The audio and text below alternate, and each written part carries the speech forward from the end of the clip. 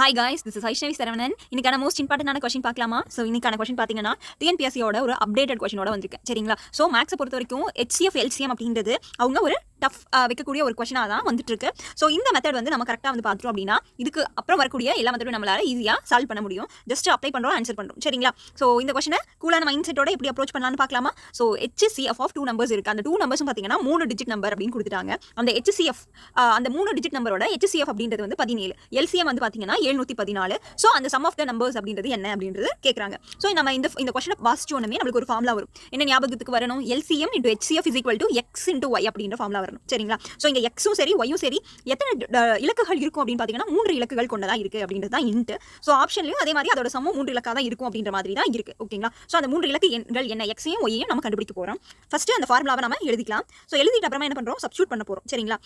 LCM and HCF வந்து பார்த்தீங்கன்னா 17, LCM அப்படின்றது வந்து பார்த்தீங்கன்னா 714. ஓகேங்களா? ஸோ இந்த 2 நம்பருக்குமே காமனாக இருக்கிறது தான் வந்து பார்த்தீங்கன்னா HCF. ஸோ அதனால் 17 போட்டுக்கிட்டேன். இப்போ ஜஸ்ட் நான் சிம்பிளிஃபை பண்ணுறேன். இங்கே இருக்கக்கூடிய 17க்கும் இங்கே இருக்கக்கூடிய 17க்கும் கேன்சல் பண்ணிட்டோம். ஸோ 714 17ஆல் வகுக்கும் போது ஏன் வகுக்கிறோம்? இந்த பக்கம் இருக்கிறது இந்த பக்கம் எடுத்துட்டு வந்து வகுக்கிறோம். சரிங்களா? அப்படி வகுக்கும் போது எனக்கு 42 அப்படின்றது கிடைக்குது. சரிங்களா? X into Y வந்து 42 கிடைச்சிருச்சு. இப்போ எனக்கு வந்து பார்த்தீங்கன்னா X plus Y எப்படி கண்டுபிடிக்கணும் அப்படின்றத பார்க்குறோம். ஸோ X into Y 42 இருக்கா? ஸோ என்னென்ன நம்பர் எல்லாம் மல்டிபிள் பண்ணால் 42 வருதுன்னு செக் பண்ணணும். சரிங்களா? 1 into 42 வந்து 42 சொல்லலாமா? 3 into 14 வந்து 42 சொல்லலாமா? 6 into 7 சொல்லலாமா? அதே மாதிரி 2 into 21 42 சொல்லலாம். ஸோ இதுக்கப்புறம் இப்போ 4 பேர்ஸ் வந்து நான் கண்டுபிடிச்சு வச்சிருக்கேன். இதில் ஆப்ஷன்ஸ் என்ன அப்படின்னு நான் எப்படி கண்டுபிடிக்கணும்னா, இந்த 17 அப்படின்றது தானே காமன் நம்பர். அந்த 17ஆல் நாம மல்டிபிள் பண்ணும்போது 3 டிஜிட் நம்பர் வரணும். சரிங்களா? இப்போ 17 into 1 போட்டால் அதே அது 2 இலக்கு எண்ணா தான் வருது. ஸோ இந்த ஆப்ஷன் வராது. அதே மாதிரி 3 into 17 போட்டாலும் 2 இலக்கு எண் தான். அதே மாதிரி 2 into 17 போட்டாலும் 2 இலக்கு எண் தான் வருது. சரிங்களா? ஸோ ஆனால் எனக்கு 17 into 6 அப்படின்னு போட்டால் 102ன்னும் 17 into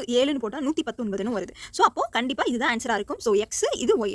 இப்போ நமக்கு கொஸ்டினில் என்ன கேட்குறாங்க?